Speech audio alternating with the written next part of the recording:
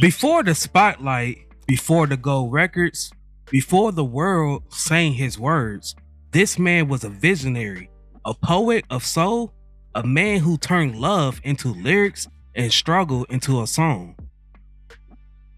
From the dusty streets of South Carolina to the heart of Motown, this man carved out a place in music history, not just with his voice, but with a pen that shaped the sound for generations.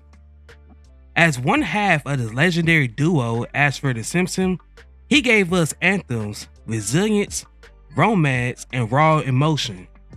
But behind the fame was a story few truly know, of faith, of persistence, and of a man whose souls echoed through every note he wrote. The centerpiece of today's video is all about Nick Ashford. Now, if you guys love my videos and love supporting me, then I suggest you become a member of the channel where I will be releasing exclusive videos just for you all. Be sure to get that family tier so you won't miss out on these exclusive perks.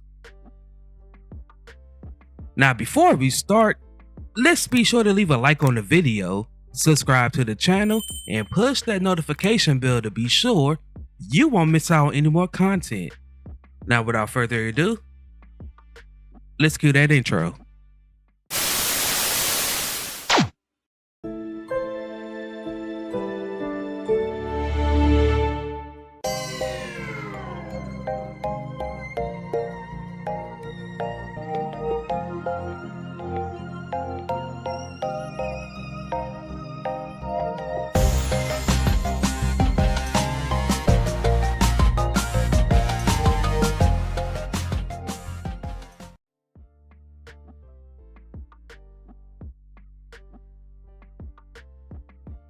Born May 4th, 1942 in Fairfield, South Carolina, he was raised in Railroad Run, Michigan, a small working class community.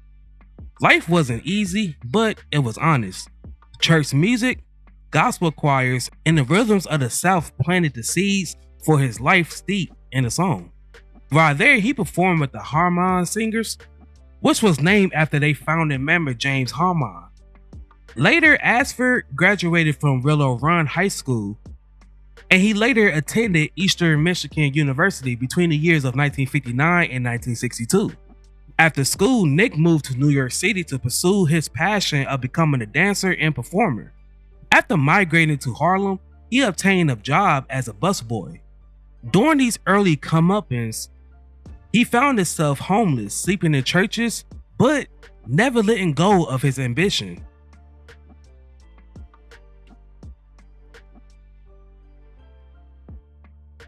Faith interfered in 1964 at White Rock Baptist Church in Harlem, New York.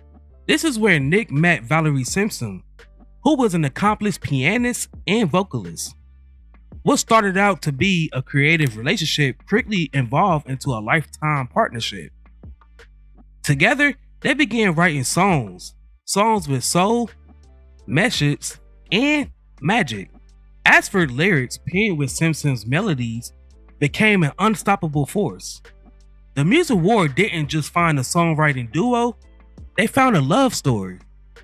Ashford and Simpson's career began in the early 60s as members of a gospel group that was named the Followers, with whom they recorded the album Gospel Meeting that was eventually released as Meeting the Followers on Roulette Records.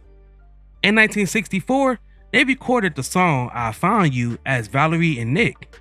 After recording poorly as a duo, they joined Joe Armstead, an aspiring solo artist and former member of the Ikettes. This is where their songs was recorded by the likes of Ronnie Milsap, Maxine Brown, the Shirelles, the Guess Who, and Chuck Jackson. Ray Charles and the duo had a smash hit, Let's Go Get Stoned, in 1966. And after this, they were signed as staff writers and producers for Motown Records.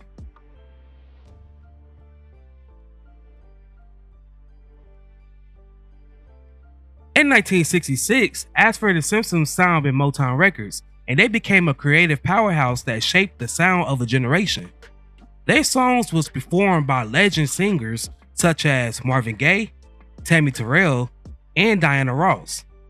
These wasn't just hits, that was cultural moments. Anthems of unity, love, and empowerment.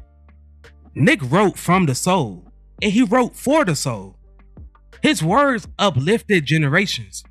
In addition to the magnificent Gaye and Tammy Terrell duets such as Ain't No Mountain High Enough, Ain't Nothing Like the Real Thing, and You're All I Need to Get By.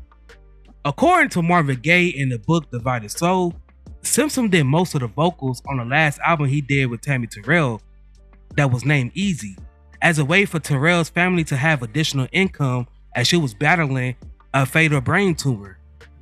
Ashford and Simpson also wrote and produced almost all of the songs on 3 of the 1970 albums for Supreme member Diana Ross, including her first solo album. They also wrote for her 3rd album, Surrender, and her 10th album, The Boss. All 3 albums was critically acclaimed, with Diana Ross, her 1970 debut album, and The Boss being certified platinum, while Surrender was certified gold. Other Motown artists that Ashford and Simpson wrote for includes Gladys Knight and the Pips, The Miracles, The Marvelettes, The Dynamic Superiors, Blicky Williams, and Sarita Wright, to mention a few. The duo also worked with non-Motown artists such as Teddy Pendergrass, the Brothers Johnson, Stephanie Mills, Ace Spectrum, and Shaka Khan. Now, for more information about Ashford and Simpson, I highly suggest you check out my tribute to them.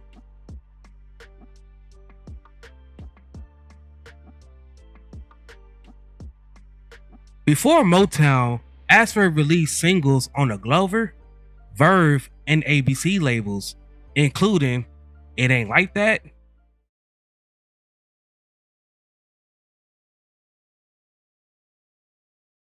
California Soul,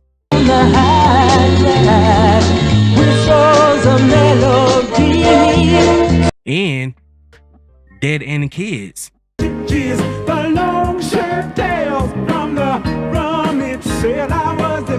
These songs was accompanied by his own rendition of Let's Go Get Stoned.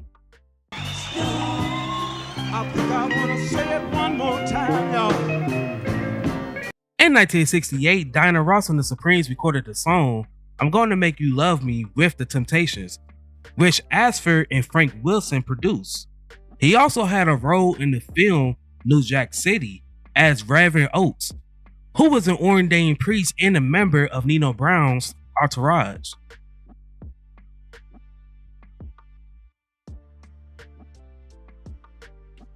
Beyond the charts, Nick Ashford believed in building community. Alongside his wife, he co-founded the Sugar Bar, which was a live music venue in Manhattan that welcomed artists from all walks of life, including Queen Latifah, Vicky Natali, and Felicia Collins. This wasn't just a place to perform, it was a place to belong. Nick looked for talent the same way that he wrote his lyrics, with soul, patience, and love.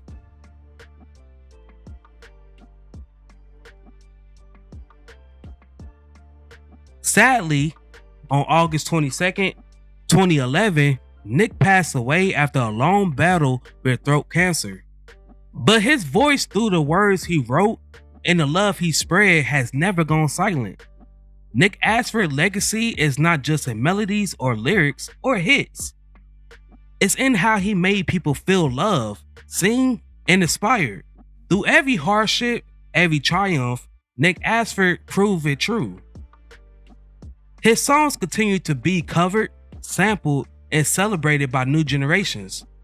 His lyrics still lift us, and they still remind us that there's truly ain't no mountain high enough.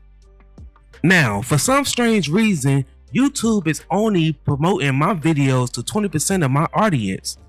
So, to change that, just make sure you guys are notified. When you click that notification bell, make sure the bell says all instead of personalized, so you will be notified each time I upload.